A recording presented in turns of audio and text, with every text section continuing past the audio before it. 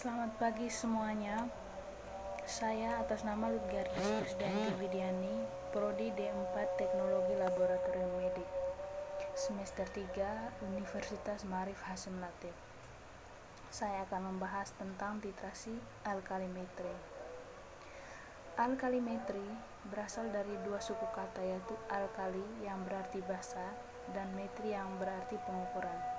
Diartikan sebagai titrasi untuk penetapan asam dengan standar basa alat ukurnya. Secara luas, alkalimetri diartikan sebagai metode titrasi asam basa dengan menggunakan larutan baku sekunder basa dan larutan baku primer asam, atau teknik analisis kimia berupa titrasi yang menyangkut asam dan basa, atau sering disebut dengan titrasi asam basa.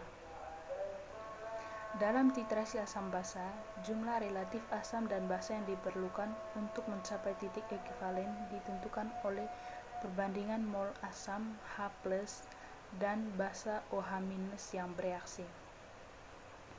Dalam titrasi alkalimetri, di dalam titrat asam sudah mempunyai harga pH tertentu. Perjalanan titrasi dengan penambahan titran yang akan menyebabkan perubahan pH, yang pada suatu saat nanti di mana make titrat akan mempunyai pH tertentu. Yang pertama, tujuan titrasi alkalimetri yaitu menetapkan jumlah asam atau basa yang secara kimiawi tepat ekivalen dengan jumlah basa atau asam. Yang kedua, titik akhir titrasi. Titik akhir titrasi itu situasi atau keadaan di mana titrasi dihentikan, kemudian diamati hingga terjadinya perubahan warna larutan. Prinsip titrasi alkalimetri.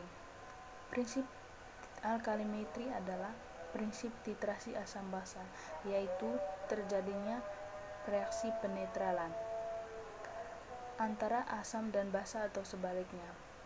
Menghitung kadar asam dan bilangan asam dari volume basa yang digunakan pada titrasi asam sampai terjadi perubahan warna larutan atau titik akhir titrasi, di mana ion OH asam dan bereaksi dengan ion OH dari basa yang akan membentuk molekul air yang netral.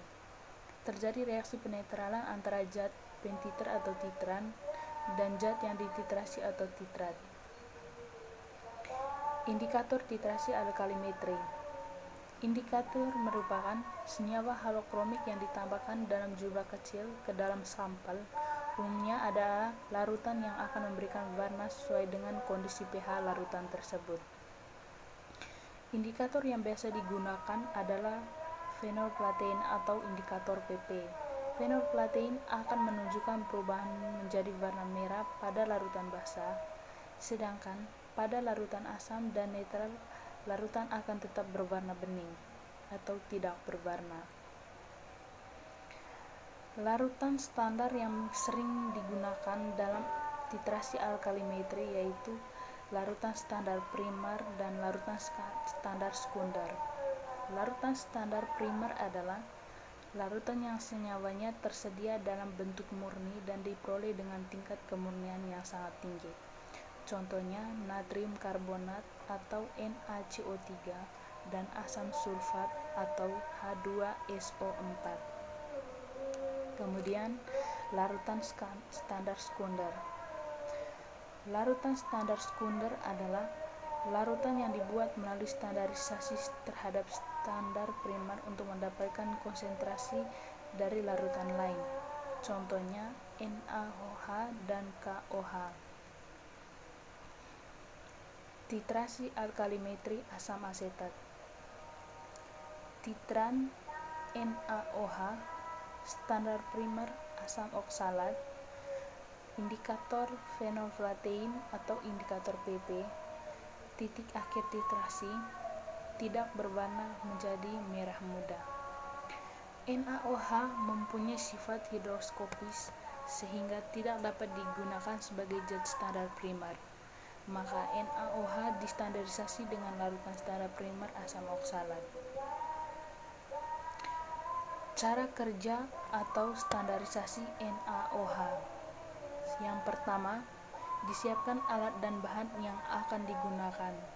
Yang kedua, diambil NaOH dan diisi ke dalam buret sampai titik batas dengan bantuan corong. Yang ketiga, diambil 10 ml H2C2O4 0,1 N dan dimasukkan ke dalam Erlenmeyer menggunakan pipet ukur. Yang keempat, lalu ditambahkan 1 atau sampai dengan 2 tetes indikator phenylprotein 1%. Yang kelima, kemudian dilakukan titrasi hingga titik akhir titrasi perubahan menjadi warna merah muda. Kemudian dihitung hasil tanda standarisasi dari NaOH dengan rumus F1 dikali N1 sama dengan F2 dikali dengan N2. Kemudian hasil dari titrasi seperti yang ada pada gambar, yaitu dari berwarna bening atau tidak berwarna menjadi merah muda atau warna pink. Itu saja, terima kasih.